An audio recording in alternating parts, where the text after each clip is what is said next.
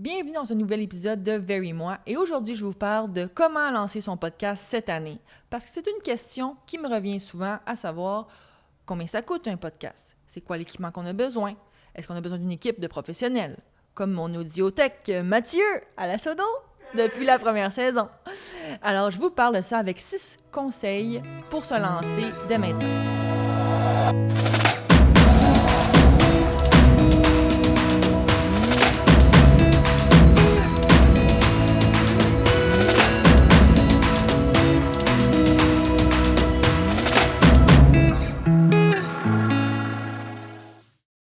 Mon conseil numéro 1, en fait, c'est de trouver le pourquoi, la mission du podcast. Pourquoi on veut le faire? Qu'est-ce qui nous motive à le faire? Et puis, il faut le voir, moi, en tout cas, je voyais Very Moi comme un terrain de jeu où je pouvais parler avec qui je voulais, de ce que je voulais. Et quand je lancé Very Moi la saison 1, c'était vraiment pour avoir des conseils, puis déterminer où un peu je m'en allais dans ma carrière, puis récolter de l'information. Quand j'ai lancé la saison 2, je voulais aussi encore trouver mon why, mon pourquoi je voulais faire ça, parce que j'adore parler au podcast puis avoir des invités à chaque épisode ou presque. Et donc, je me suis rappelé que je voulais documenter mon parcours entrepreneurial, que je voulais récolter encore de l'information, un peu égoïstement pour voir le chemin parcouru après quelques années ou plusieurs années de podcasts qui, j'espère, seront très populaires et voire virales, Mathieu. Alors, il faut toujours se rappeler, je pense, du pourquoi on le fait et la mission numéro 1 de votre podcast. La voix que vous voulez donner au podcast, ben c'est celle-là qui va vous suivre pendant toutes vos saisons. Elle peut être arrimée avec une nouvelle perspective, bien entendu, mais il faut toujours se rappeler pourquoi on le fait et à qui on veut parler. Mon conseil numéro 2, ce serait de ne pas attendre le moment parfait. Et ça, c'est une erreur que moi, j'ai faite quand j'ai lancé la saison 1. Et puis, c'est un ami, je vais le nommer, Kevin Raphaël, qui m'a dit là, Pascalou, tu te lances, c'est maintenant qu'on le fait. Puis j'ai dit OK, je savais pas par où commencer, puis j'avais mis la barre très haute à la saison 1. On avait, puis c'était durant la pandémie, il faut le rappeler, on avait 4 à 5 entrevues par jour. On avait un sponsor qui était Le Fermont Élisabeth à Montréal. Et puis, j'avais engagé Mathieu aussi pour faire l'audiothèque et le montage, etc. Et aussi, j'avais quelqu'un qui m'aidait à la stratégie numérique. Et donc, c'était quand même de l'organisation et je ne pensais pas que le podcast, c'était autant d'organisation et de planification.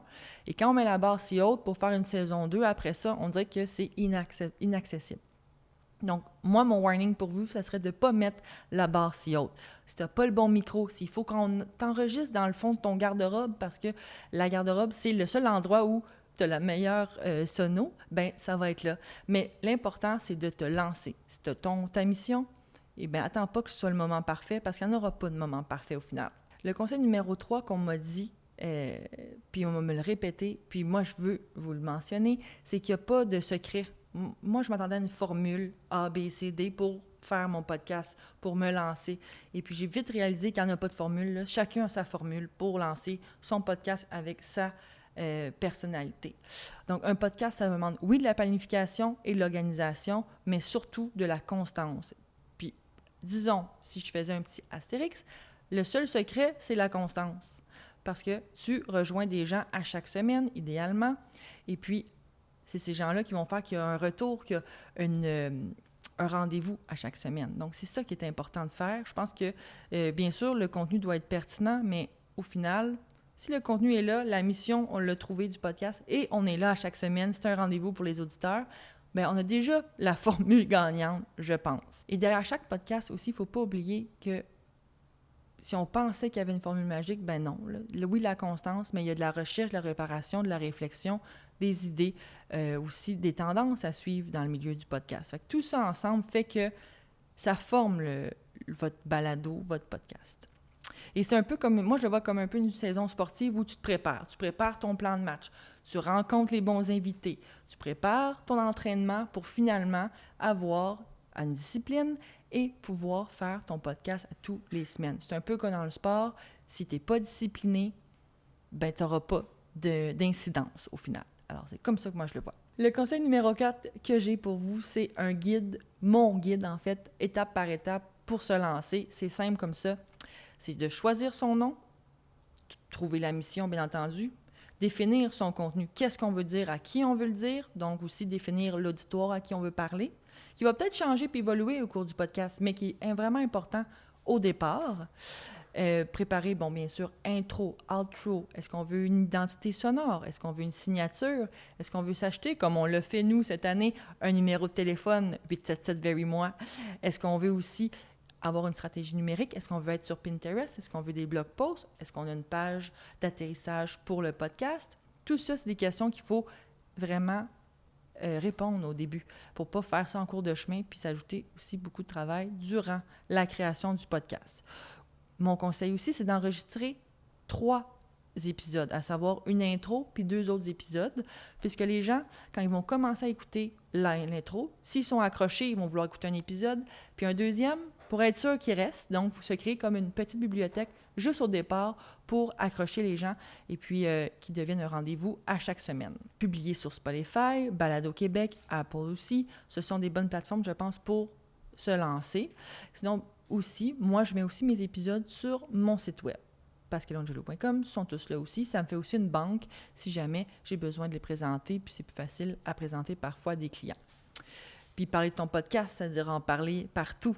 Et recevoir des invités, ça peut être aussi une bonne façon de pouvoir rejoindre un plus grand auditoire. Sinon, de participer aussi à des podcasts à un moment donné, ça peut être aussi une bonne idée pour se faire connaître. Le conseil numéro 5, c'est une question qui me revient souvent, à savoir combien ça coûte un podcast? Et à cette question, il y a plusieurs réponses. Ça peut coûter presque rien à très cher selon ce qu'on veut en faire. Par exemple, un micro, on peut le trouver sur Marketplace. On peut aussi très bien en avoir un chez Addison qui se branche en notre iPhone. Sinon, de s'enregistrer dans notre garde-robe, parce que oui, la garde-robe, ça a une super bonne sonorité et ça masque les bruits ambiants. Ça serait aussi une potentielle idée pour faire ça, pour enregistrer. Sinon, la caméra. L'iPhone fonctionne très bien. Moi, j'ai une Sony aussi. Mathieu, lui, préfère Canon. Donc, il y a plusieurs options si on veut faire le podcast filmé pour le mettre sur YouTube ou sur d'autres plateformes. Fait que ça aussi, c'est une façon de... Ça ajoute au budget, bien entendu, mais ce n'est pas nécessaire pour pour lancer son podcast. Et puis, bien sûr, il y a le branding. Moi, j'ai voulu faire j'ai trouvé mon nom, mais j'ai aussi un ami, allô Joey, qui m'a aidé à créer le logo de Very Moi. Et puis après ça, je l'ai utilisé, puis j'ai fait ma stratégie numérique parce que c'est super important d'en parler aussi sur les réseaux. Puis maintenant aussi, il y a aussi des short forms qu'on peut mettre sur YouTube, sur les Reels aussi, sur Instagram. Donc, c'est d'autres versions pour faire parler de son podcast. Les blog posts aussi, c'est une bonne façon. Il y a des gens qui utilisent aussi Pinterest pour faire parler et attirer du trafic vers leur site web ou vers leur balado. Donc, environ avec 500 $ et moins, on peut très bien se lancer une première version de podcast et que ce sera quand même professionnel. Le son sera aussi très bon. Mais le vrai coût, en fait, c'est vraiment le temps qu'on y met. Le temps qu'on doit créer le contenu, rédiger, réfléchir, rechercher aussi pour avoir l'information. Donc ça aussi, ça a un coût et ça dépend de tous et chacun. Mais overall, je dirais que un podcast, ça coûte presque rien, même quand on parle d'hébergement, même quand on parle de s'enregistrer ou de se filmer. Le conseil numéro 6 que j'ai, ce serait la constance. Et ça, j'en ai parlé tantôt, mais le succès d'un podcast, je ne pense pas que ça vient de la viralité de celui-ci, ou de sa popularité, parce qu'on a des super vedettes sur le podcast. Je pense que c'est la régularité et donc la constance. C'est ça qui bâtit la crédibilité du podcast et qui fait que je pense que le podcast va perdurer dans le temps parce qu'on show up à chaque semaine. Donc ça, je pense que c'est le conseil le plus important, c'est la constance. Et je pense aussi, un petit astérix ici aussi à ce conseil numéro 6-là, que l'audience n'a pas besoin que ça soit parfait. Et puis, j'ai longtemps hésité. C'est grâce à Mathieu que je fais des podcasts vidéo parce que je vous dirais que parler devant une lentille et d'avoir l'air pertinente et de dire des choses pertinentes, c'est pas toujours facile. Surtout quand on doit avoir il faut suivre notre contenu, il faut aussi le dire à la caméra puis avoir l'air de savoir ce qu'on dit, disons. Et puis ça aussi, c'est difficile. Donc ça aussi, il faut y penser que l'auditoire n'a pas besoin que ça soit parfait. Et je pense que avec les retours que moi j'ai sur mon podcast, même si parfois ma diction n'est pas toujours parfaite, puis des fois j'ai l'impression de me répéter, le retour est là. Les auditeurs sont présents. Donc, je pense que la morale de l'histoire, c'est la constance, puis pas d'attendre que ce soit parfait pour se lancer. Je pense que la constance dépend de 3 piliers. Et c'est là-dessus, moi, que je me base pour lancer mon podcast puis d'enregistrer à chaque semaine. C'est de choisir un moment d'enregistrement et de le garder, de créer une banque d'idées. Donc, avec Mathieu, on a un système Trello où je marque tous les sujets potentiels pour le podcast à venir dans les prochains mois, les séries qu'on veut faire, etc. Et puis, je réutilise parfois des épisodes pour créer mon contenu, faire des recaps de la saison, faire des reels avec ça, des petits teasers aussi ou des punchlines, parce qu'on a eu beaucoup de punchlines avec certains invités. Donc, ça aussi, ça l'aide à, si on a un manque de contenu, bien, ça peut nous aider à garder la constance et, bien sûr, de revenir à chaque semaine sans manquer une semaine. Alors, pour terminer, un recap des 5 étapes pour finalement te lancer. Donc, premièrement, ce qui est important, clarifier ton message, clarifier ta mission. Choisir ton équipement. Est-ce que tu veux le partager? Est-ce que tu as besoin d'éclairage, de caméra, de micro? Est-ce que tu le fais par iPhone? Tout ça, super important. Choisir ton format. Est-ce que tu veux l'enregistrer seulement pour YouTube, pour les réseaux sociaux? Ensuite de ça, enregistrer, publier, créer un calendrier de contenu en bonne et due forme pour être fin prêt et ne pas manquer un rendez-vous hebdomadaire. Et finalement, d'être constant, parce que c'est là où ton podcast va perdurer. Il faut se rappeler aussi que ça n'a pas besoin d'être parfait et puis qu'on ne sauvera pas de vie avec un podcast. Donc, si ce n'est pas parfait du premier coup, on peut se reprendre au prochain et on va juste évoluer. Puis, dans le temps, de fil en aiguille, on va être meilleur. Donc, c'est comme ça que je vois le podcast, pour pas trop se mettre de pression. Là, je dis ça, ça a l'air très facile, je sais, puis ça fait peut-être 3 fois qu'on commence cette prise-là, mais ce que je veux dire, c'est que c'est pas grave, c'est pas parfait du premier coup.